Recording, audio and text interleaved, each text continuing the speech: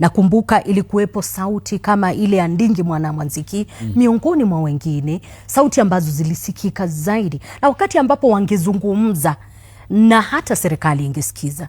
Ni kwa nini sauti ya kanisa inadidimia? Sijakubali hata siku moja sauti ya kanisa imedidimia, bado iko, lakini kumbuka wakati ile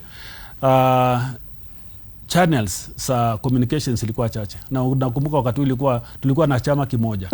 Na kwa sababu hakuwa na chama ya sauti ya upinzani, maana hakukuwa na upinzani, ilikuwa sasa basi ni sauti ya kanisa ndio ilikuwa inaonekana kama sauti mbadala ya ile chama kimoja.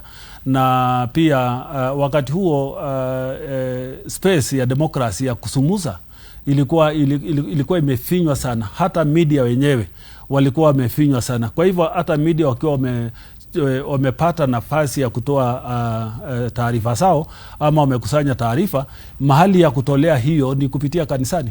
Na utakuta ya kwamba kina Ndingi Mwananzeki, kina Gitari walikuwa wanafanya kazi kwa karibu na media na wale wa civil society, kwa sababu hakukuwa na mahali pengine.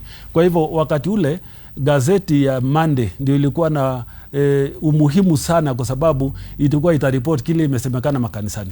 Na kwa sababu sauti ilikuwa inatoka hapo peke yake, ndio ilikuwa inasikika sana.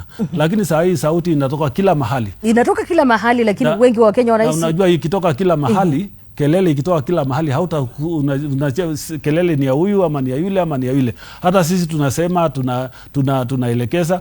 Hata siku hizo every sermon ilikuwa aired live. Lakini siku hizi mkija kanisani hakuna hata media ina air sermon ama nyimbo iliimbwa. Wanatafuta ile mwanasiasa alikuwa kanisani na ile alisema ndio itakuwa taarifa ambayo imetolewa kanisani siku hiyo. Lakini kulikuwa na sermon. Wengi wa Wakenya wanasema